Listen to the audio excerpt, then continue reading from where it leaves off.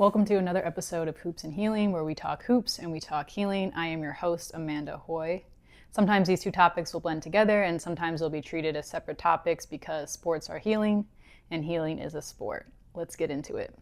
I'm here with Nia Robinson. Nia is the social media manager and creative strategist for the Chicago Sky.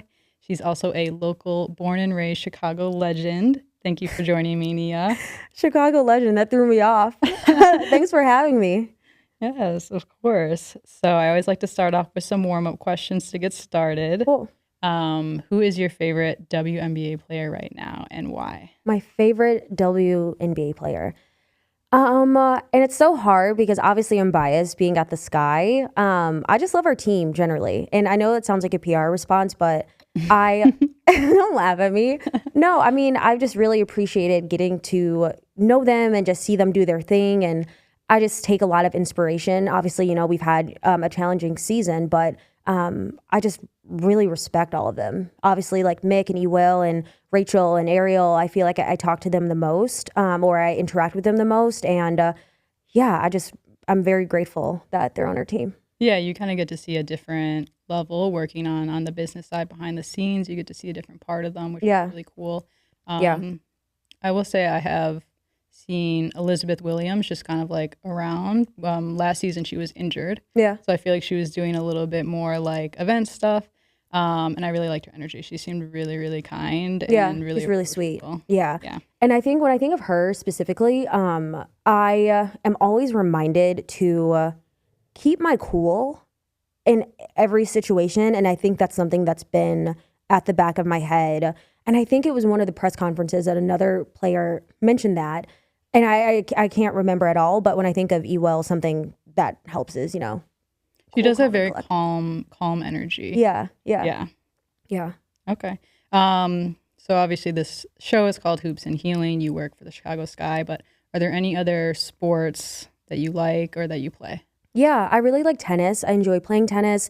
I actually have tryouts coming up the Monday after next for a competitive like tennis group. And so I'm really excited for that. We played tennis actually too. Yes. Yeah. We have tennis is not my sport, but it was fun. It was fun to just like casually just hit back and forth. I think that's what you call it, right? Just hitting. Yeah. And I think like rallying, I just like racket sports. I played squash for a while. I was so spoiled. Somebody who I dated had a squash court in their building. And whenever I just needed to clear my head, I would just go there. I love squash. I love that. Yeah.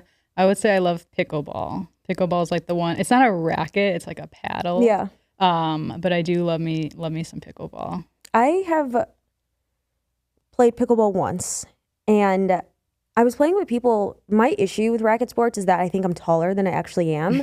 And so it would be going over my head, and I'll like jump up, and I'm like, this would be a great shot if the ball was like a little bit lower, 12 inches lower. There was a couple of times when we played where you gave it your all, and it still went clear over. Yeah, clear over. And I think I'm tall. I people tell me I have tall energy, or when I work remotely and I meet people in person, they're like, you're much shorter than I thought. Tall energy is hilarious. How tall are you? 5'3" and a half. 5'3". Yeah, and I make that half work. So yeah, I'm 5'5" 3/4". So this is 5'6". Yeah, you can round up. Yeah, okay. Yeah. I'm 5'4", actually, everybody, for the record. So who are your favorite professional tennis players then? I mean, obviously, we got my girl Coco. Obviously, I love Coco Gauff. And I think generally, I love tennis because it's a sport for me where Black women kind of just dominate the sport. Like, they're really good, and they're great role models, and they're themselves. Even if they're not great role models, I think just the range. Obviously, Venus and Serena Williams, they're so great. And I think it just inspires me to play tennis more. I don't think I'll ever get to their level, but I could. Who knows? I don't know. Yeah, I think almost all of the younger Black tennis players now obviously say they were inspired by Serena and Venus. And Coco is a big one. Unfortunately, she lost to Naomi. Yeah. But it's nice to see. But she's Naomi. younger, right? She is younger, but she's got time to grow. She does have time, and there are two things. I think the first thing with Naomi, it's really cool to see her get back, in action. Like, this was her first Grand Slam since having her baby. And so I think it was really important for her to, have a very strong showing. And so I'm really proud of her for that. I think on the other side of it as well, anything can happen in tennis. And I think that's the cool part of the sport. And I would say the same thing with basketball because we only have so many teams in the WNBA, anything could happen. But yeah, I feel that way with tennis, definitely. I wish sometimes I could watch for longer. Like, I hate it when I'm like, man, I wish they had another They can set. be short sometimes. They can be short, yeah. And then other times they can go forever, right? Yeah. I'm still learning a lot about tennis and everything. Yeah. But I have learned a lot more recently. So yeah, I would say with the WNBA, like even this season, like anyone could win. For sure. Any of the teams could win that make the playoffs, obviously. And I think that's so interesting. It makes it really exciting. Like we were just talking earlier, like the Valkyries could win it. Like a brand new expansion team can win it, which they're probably not likely, but the fact that there's like a little bit of a chance that they could is really exciting. And then upsets. People like upsets. Yep, they like upsets. They like underdogs. They like heart and fight, and that is what it is. And I think even with the business part of sports generally, we're seeing a lot of brands buy into that. Not only the storytelling and the editorial part of it, but then I think what is going to put butts in seats, and then what is going to get people to pull out their credit cards when they're actually in the stadium. So yeah, like the $100 chicken nuggets, obviously. the $100 chicken nuggets, chicken caviar, nuggets. Chicken caviar. Yeah, it's really the caviar, I'm assuming, that's driving that price up. You never know. It could be the breadcrumbs. So right, you really never know. Or what is it called? The drink, the honey melon, the honey deuce? Honey deuce. Yeah, I thought it was honeydew, but it's a play on deuce, which is when you score in tennis, I believe. Oh, that was what there's $23. $23 cocktail for them. Oh, yeah. And there are certain types of sporting events, though. Like if I'm going to an open or I'm going to like, I don't know, like a golf thing, I already know I'm spending money. Right. Yeah. Like it's going to be overpriced because you have to buy it there. Yeah. There's a joke about tennis that somebody tells me every single time I see this person and I'm wearing, my tennis skirt, I have my racket, and he goes, you know why I don't date tennis players? And I say, why? As if you have not told me this joke before. He goes, because they don't have any love to give or something like that. Because, yeah. Yeah. And I'm like, all right, dude. Yeah. I was like, sometimes I like a good, like, dad joke, I guess. Same. I eat it up every time. Yeah. So, some of them hit. Some of them hit. I saw on social media about how Billie Jean King helped create equal pay, and tennis is the only sport that currently has, I believe, the only sport that currently has equal pay between men and women for the singles tournament. They also, for the U.S. Open this year, I think made history for the highest payout. And it's a single sport as well, whereas we know for team sports, the pay disparity is much higher. Yeah. So I found that really interesting. Yeah, for sure. Your thoughts on Labubus? I think Labubus are the 2025 version of Monchichis, of all of the like tchotchkes that we collect. Like Monchichi, I think that was in the 80s. I can't remember. See, I don't even know that one. Yeah, but every generation has their Labubu. Right. Yeah. That for sure, like Tamagotchi. Tamagotchi, yeah.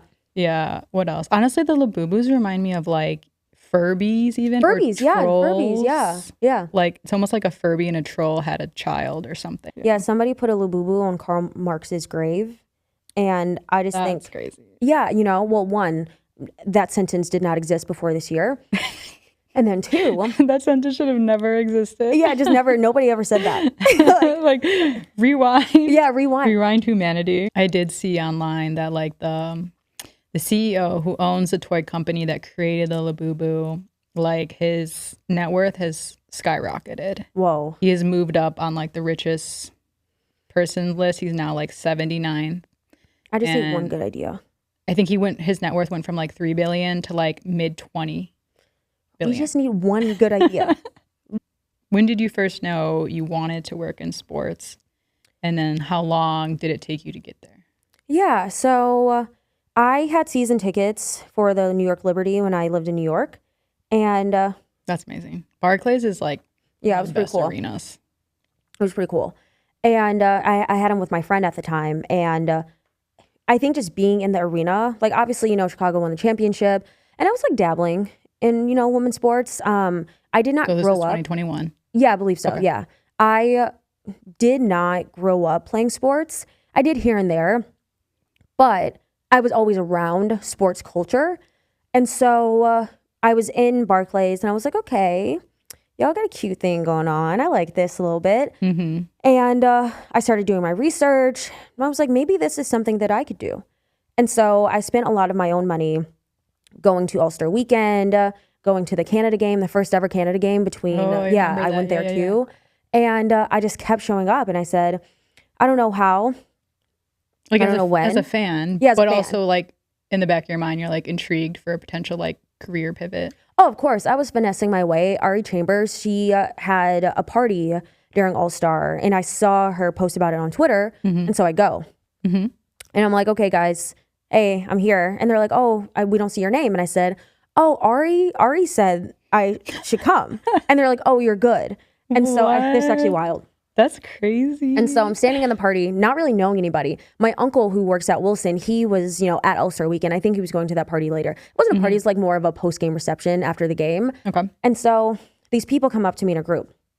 And the one girl, she instantly clocks me. She goes, I'm not saying you don't look like you belong, but I've never seen you before. And I said, yeah, I snuck in here. And she was like, I love that for you. And it turns out they were all agents at CAA. And I was talking with them. I met some former WNBA players, Chastity Melvin specifically. And that was super cool. And it was just really cool just to be around people who like, this is their career. I met some journalists. Who else did I meet?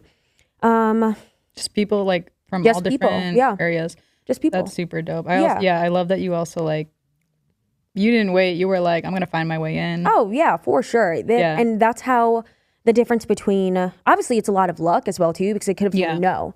Right. Yeah. Security could have packed you up. I know, right? Packed me up and said, come on, go ahead, log out for me. Miss 5'4". Yeah. Miss 5'4". And so at the Canada game, I love telling the story. On the way back, similar, I'm just bopping around solo. I just go to these things alone.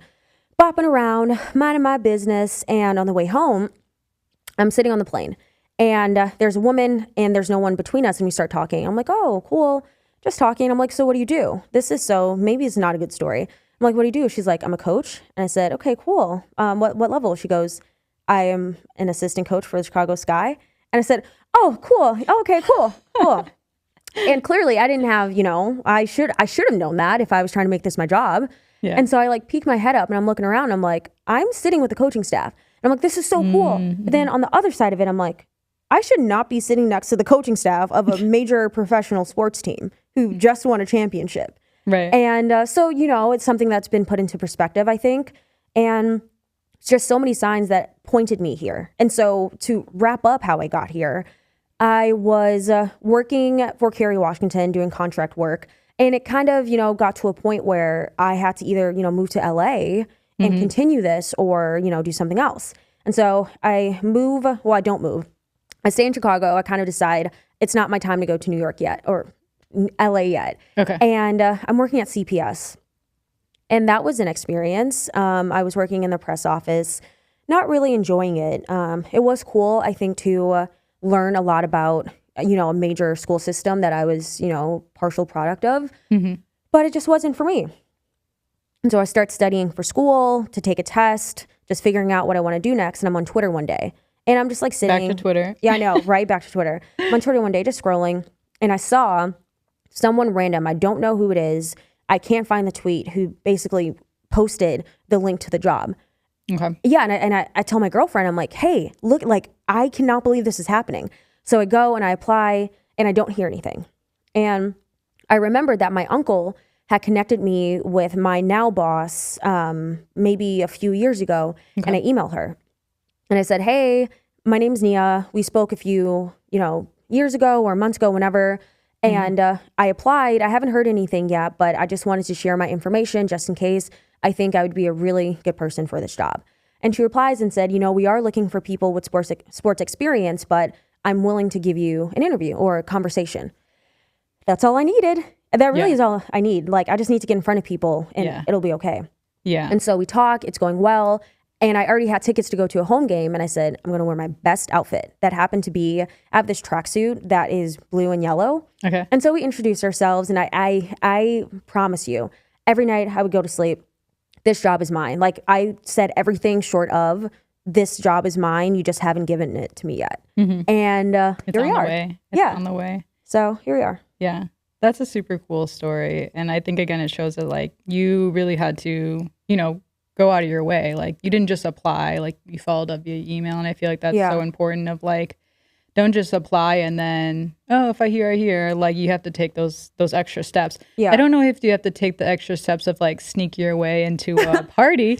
But, I mean, if you're dedicated, sometimes you have to do things like that. Yeah. I remember watching an interview with Zendaya. Yeah. Before she was the Zendaya we know and love now, she was like, in the beginning, what I would do is I would put on these like amazing outfits and just show up to events that she shouldn't have been at. Yeah. Like she wasn't invited. And she would just keep doing that. She would like show up, look good. So you're mentioning like you put the tracksuit on, like the fit, look good, feel good. Yep. And she said she would do that in the beginning before anyone really knew who she was, before she blew up. And I was like, okay, if Zendaya was doing that, I could do that. Oh, for sure. My number one piece of advice I'm really big on mentorship. I always tell people, you have to leave your house.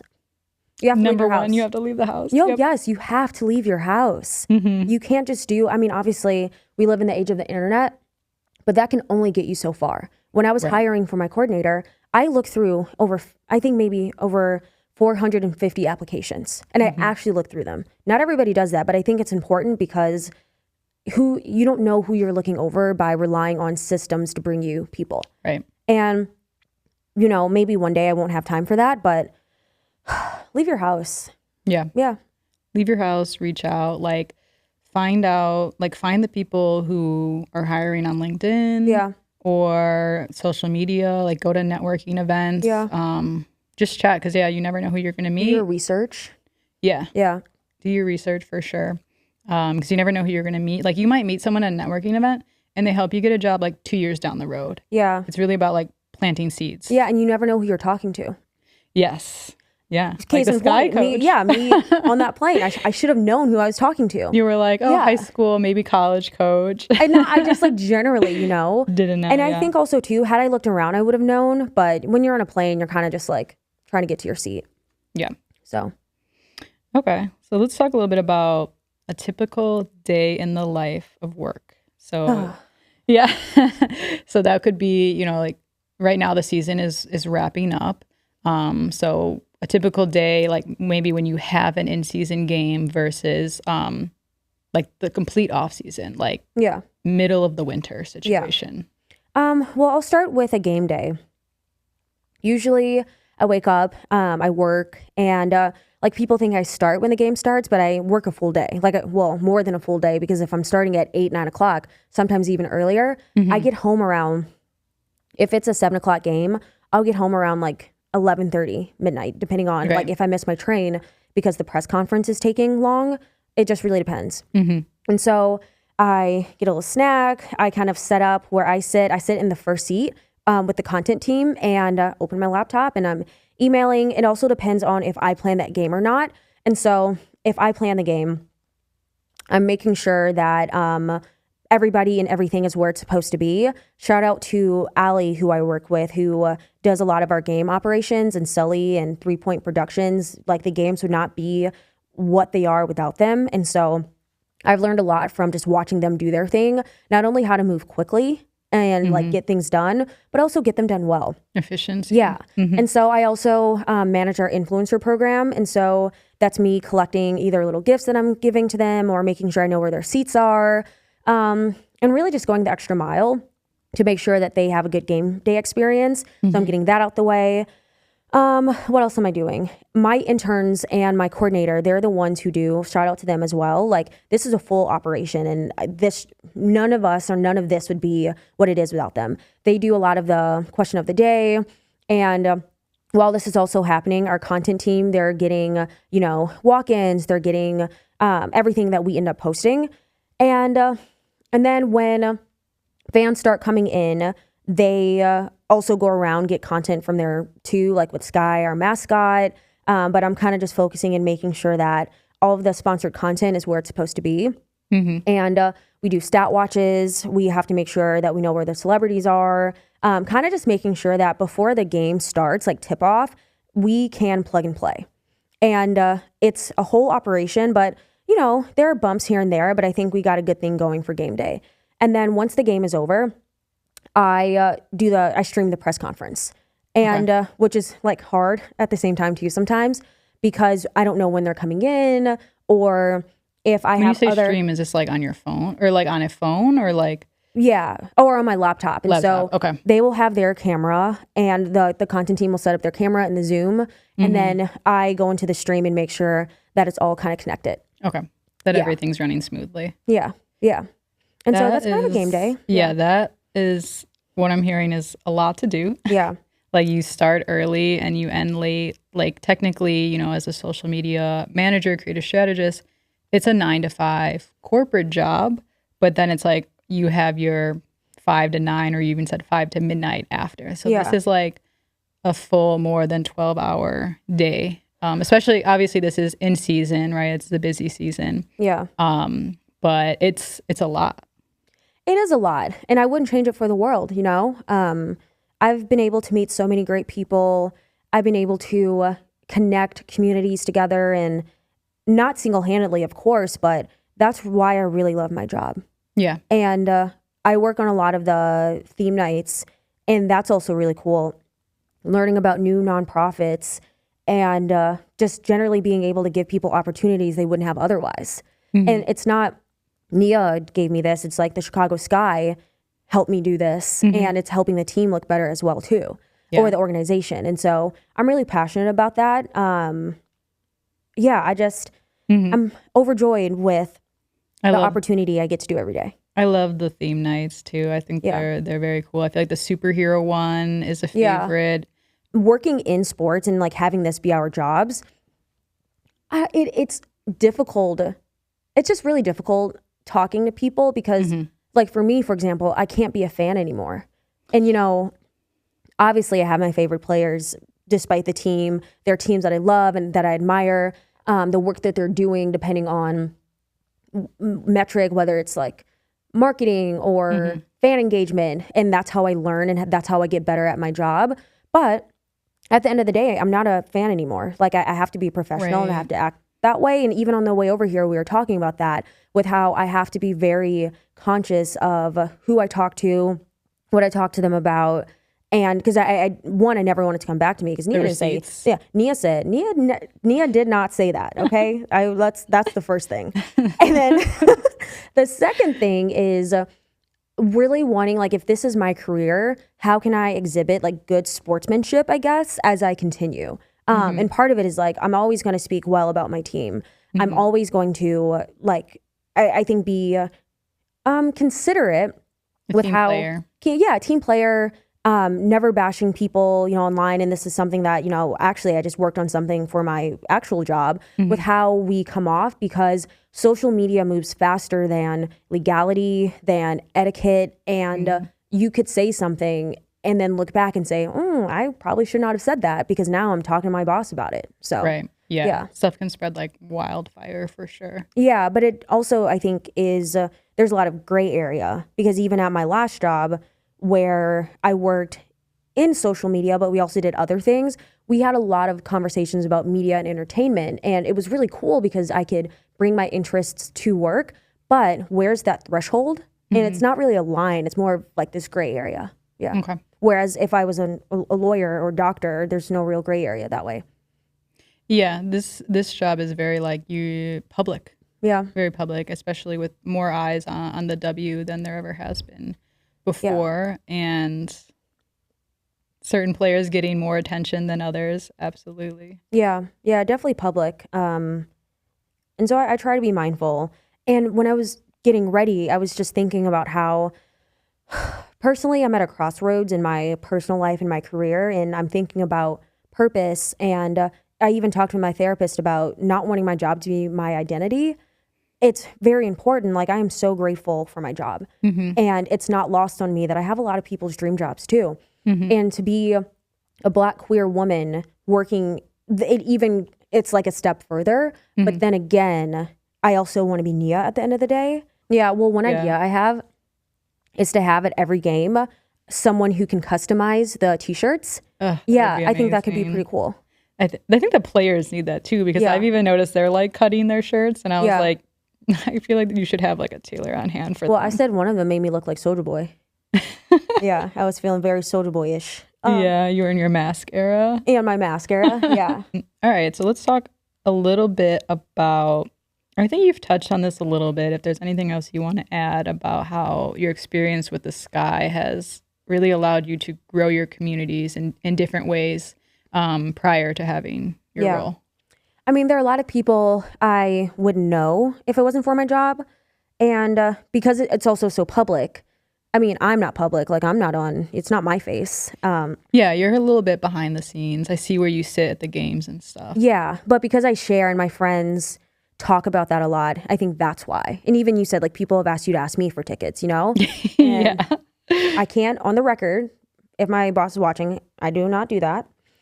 I also didn't ask. Well, I told you, but I didn't ask you. Yeah, no, I think a lot of nonprofits, a lot of like DJs, for example, I just want to give people opportunities and connect people who I think should know each other. And so it's cool, I get to do that. Yeah, booking DJs or like working with local artists to design T-shirts. Yeah. That seems like a really cool part of the job. Yeah. Like very community based. You can find local artists and stuff like that. Yeah. It's so great. Like if we could do like at the end of this podcast, like roll the credits of all the people that I've been able to connect with, like it'd be great, you know? It would go on for a second, but like Gratitude Chicago, it's just so... Yeah, like it can't get any better than this. Well, I know it can, but it's just by continuing, you know? Yeah, you're at a good place. Taylor's Tacos. I did a series where I say social media manager, but I did a series where I highlighted a range of small businesses and I just wrote about them. And we wrote about them and posted it online, and we were just able to support them. And yeah, it's just that. And it's great being able to talk to various small businesses, whether they're in the food space or there's another like mental health organization that I was able to interview, and just get to know them a bit deeper and just use basketball to promote their message. Yeah, I think that's what's really great about sports. Like if we were to get at the root of sports and basketball, it's really like community. It brings people together in a way that they would not have otherwise come together. And I think, when people talk about sports or like ask why I love sports, why we love sports, I think it's really like the connection part. For sure. I mean, so I enjoy skiing. It's kind of random, but I really like skiing. Okay. And last time I went skiing, I was kind of, doing my thing. And I said, it clicked for me why I like sports. One, it makes me feel like I can do anything.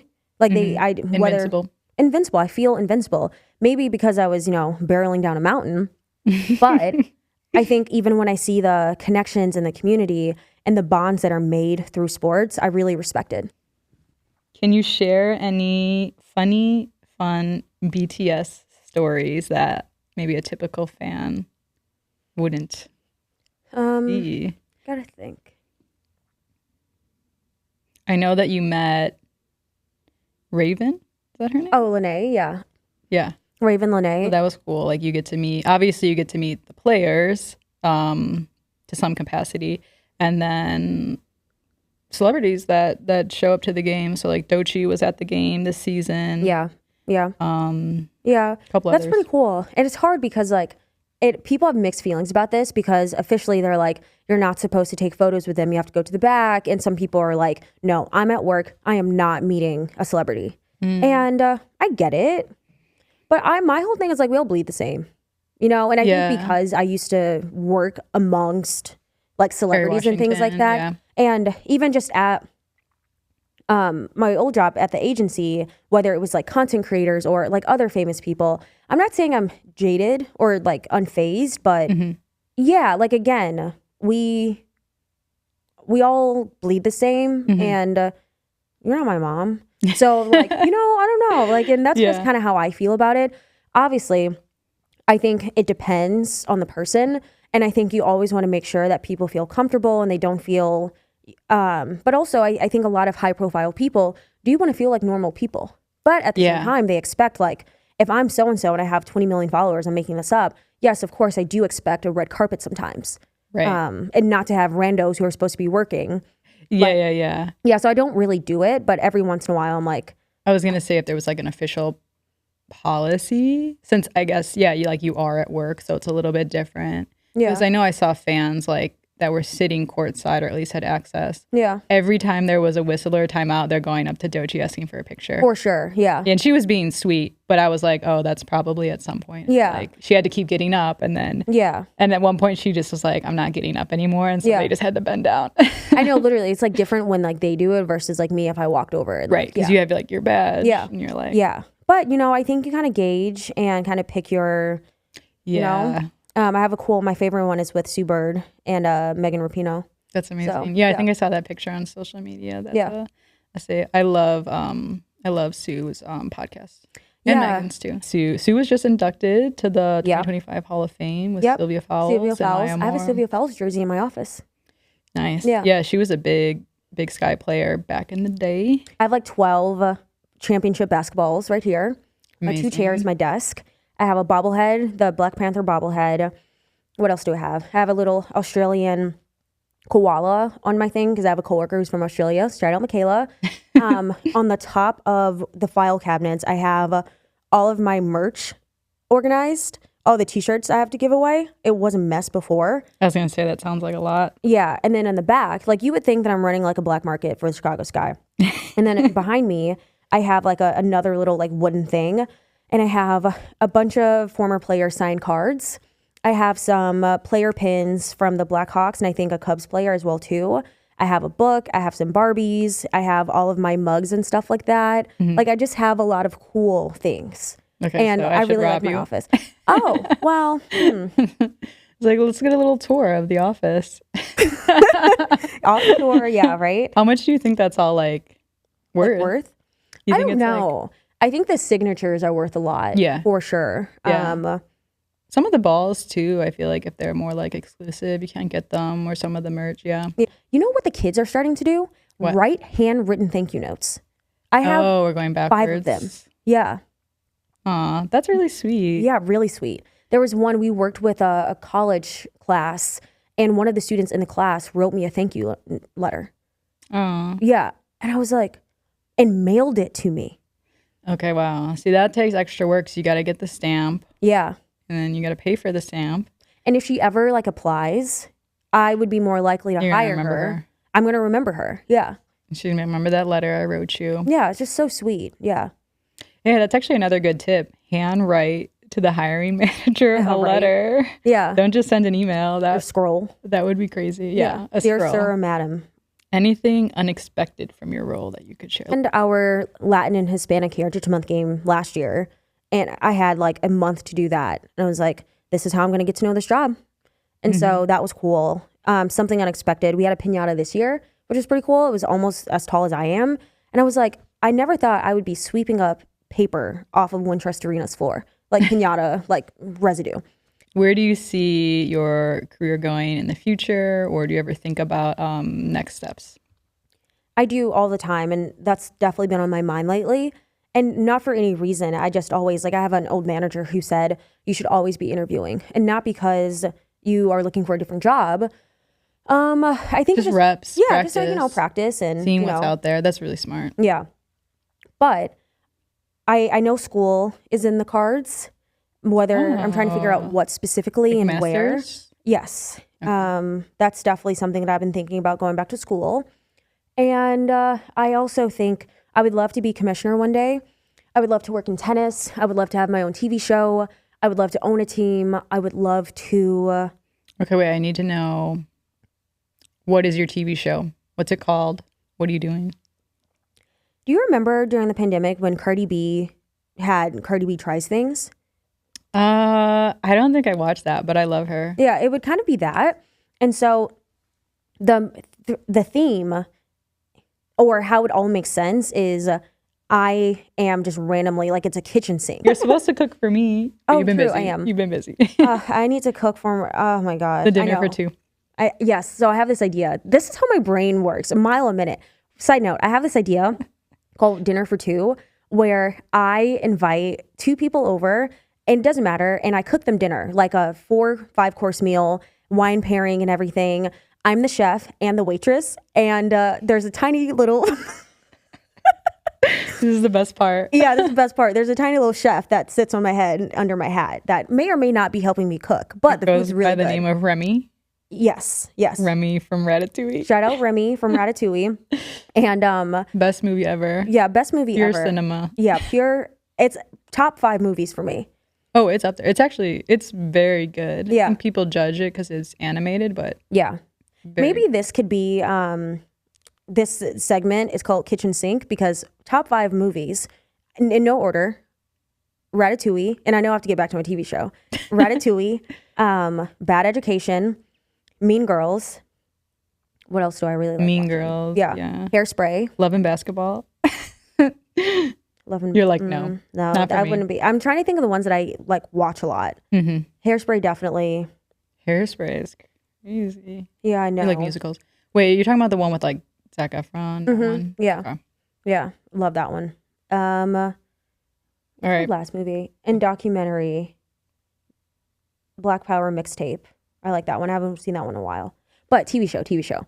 And so I'm still trying to figure out what it's called and how I make it work from a storytelling standpoint. But for example, if I'm interviewing you, part of it is, us sitting down and we're doing this part of it. But then I'm also kind of transported into your element. We're on the court, like playing basketball. And so you're teaching me stuff and we're talking about like basketball history and stats and things like that. And then I have another friend who is getting her PhD in physics. And so same thing, like we're kind of interviewing each other. And then, yes, we go into a rocket ship. And I have been to space before in a dream, but we would be in like the lab doing a science experiment. Okay. Yeah. And so. Yeah. Very like interactive. Yeah, interactive. We're doing things. Yeah. Really like. I would come on. Person, place, or thing. An idea. So basically, maybe I can just call it nouns with Nia, because a noun is a person, place. I like it. Idea. I like it. Copyright it. Oh, I'm going to be on to something. And then I'm going to tell my mom. She's going to be like, that makes no sense. She'll humble you really quickly. Yeah. My grandma will too. Okay.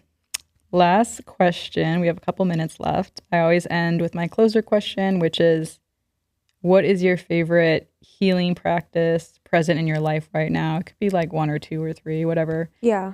Whatever comes to mind. So I'll give you 3 categories. The first one is the one that works, and that's ice down my shirt. I'm serious.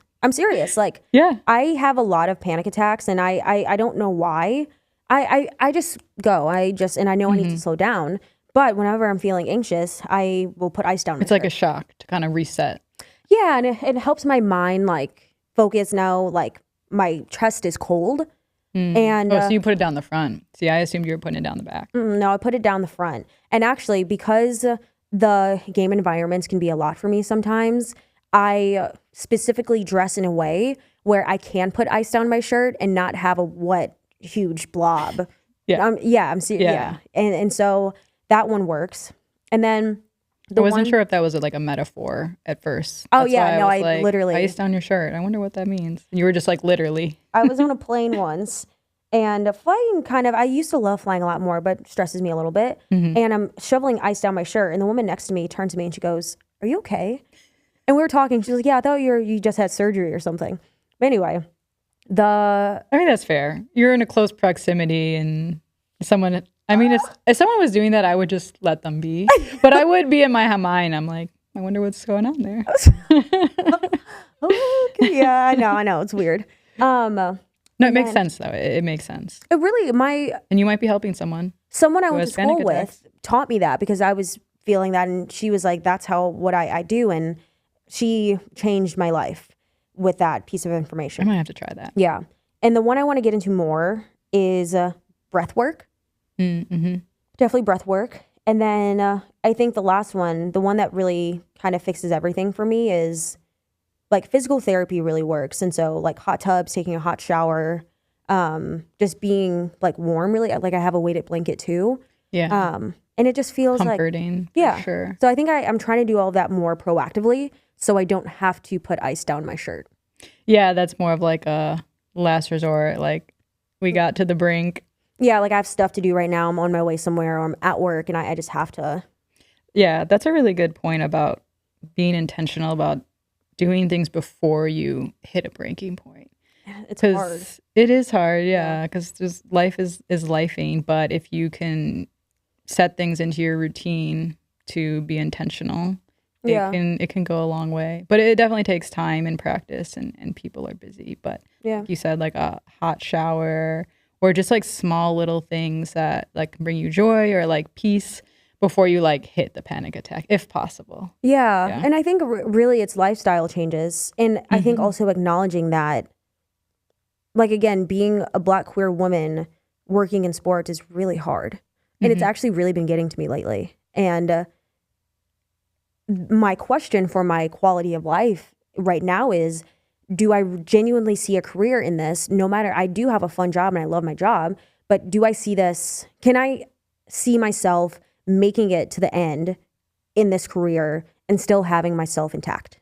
And I think a lot of people ask themselves that question, whether you're, a surgeon or you're a teacher. Like everyone has this question for different reasons, and trivial questions and more serious questions as well too. But that's a question that's been on my mind lately. Yeah. Because it's a difficult job. It takes a lot out of you, and you're able to do it obviously because you love it. But yeah, it's just making sure you're able to maintain that balance so you don't full on have a crash out. The way I see my career, best case scenario, I saw a video on this, is a horseshoe.